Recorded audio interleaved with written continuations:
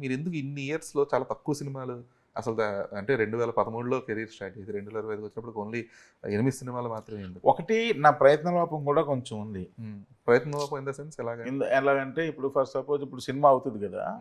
ఈ సినిమా అయిపోయిన వెంటనే ఏదో ఒక హీరో పిలిచి నాకు సినిమా చెయ్యి అనగానే హీరో పిలిచాడు కదా అని వెళ్ళిపోను నేను.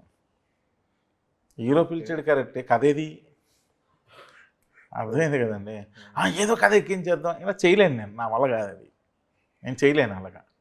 నేను ముందు ఎవరు పిలిచినా సరే అలాగే సార్ కథ రెడీ అయిపోగానే నేనే మీకు ఫోన్ చేస్తాను సార్ అంటారు. కానీ కథ నాకు దొరికి నాకు అనుకున్నట్టు కథ వచ్చి ఇదంతా అవ్వకపోతే టైం పడుతుంది. టైం అవ్వకపోతే నన్ను ఎవరైతే పిలిచారో ఆ హీరోకి ఇది సెట్ అవ్వదు. ఓకే. ఒకవేళ సెట్ అయింది అనుకోండి, ఆ హీరో వేరే దాంట్లో కమిట్ అయి ఉంటారు, ఆ డేట్లు సెట్ కావు. మళ్ళీ ఈ కథకు సెట్ అయిన హీరో డేట్లు ఇంకో దగ్గర దొరుకుతాయి.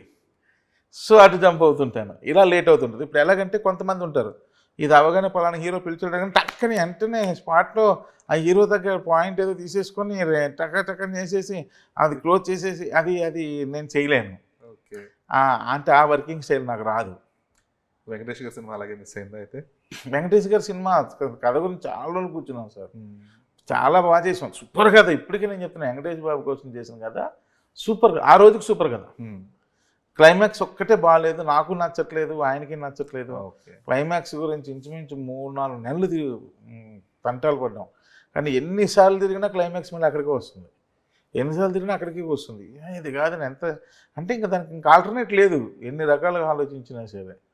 సో ఏదో ఒకటి చేసేసి తోసేద్దామంటే దానికి వెంకటేష్ బాబు ఒప్పుకోరు, నాకు కూడా అంత ఇంట్రెస్ట్ ఉండదు ఏదో ఒకటి చేసేయాలంటే.